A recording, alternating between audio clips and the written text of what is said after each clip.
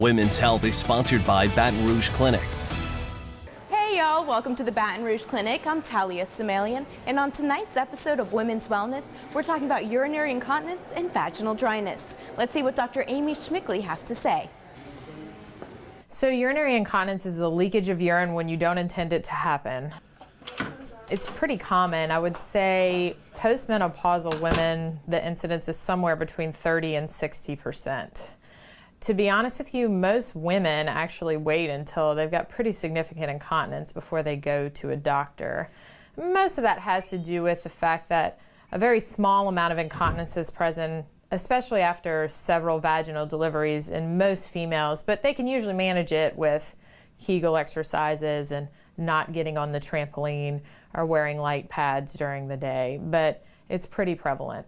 Dr. Schmickley says most of the incontinence in pregnant women has to do with the pressure of the heavy uterus on the bladder.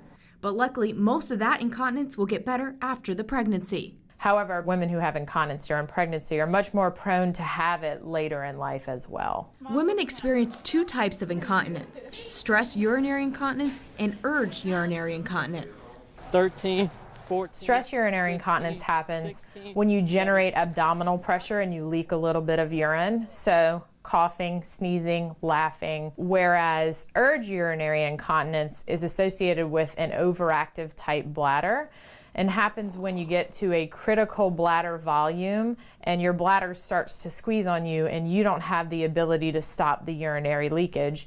Dr. Schmickley says urinary incontinence is a lifestyle issue, so there's no right or wrong time to see a doctor. It's whatever a woman feels comfortable with. It's important that women understand that they're going to go through a pelvic exam and they're going to be offered treatments anywhere from the most conservative treatment, which might be a pill or an exercise or modifying their fluid intake, to the most invasive treatment, which could be surgical. Another lifestyle issue women struggle with is vaginal atrophy or dryness. This condition is prominent in postmenopausal women because of their lack of estrogen. When estrogen is not around in the female body, it's sort of like if you took your bottom lip and you turned it inside out for an hour. It's sort of dry and it can crack. It leads to painful intercourse.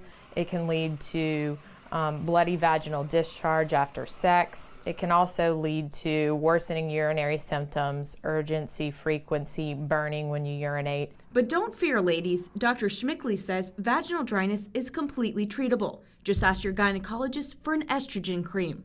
Thanks y'all for joining me tonight. Next week, we'll talk about the importance of having an annual exam. For Women's Wellness, I'm Talia Samelian.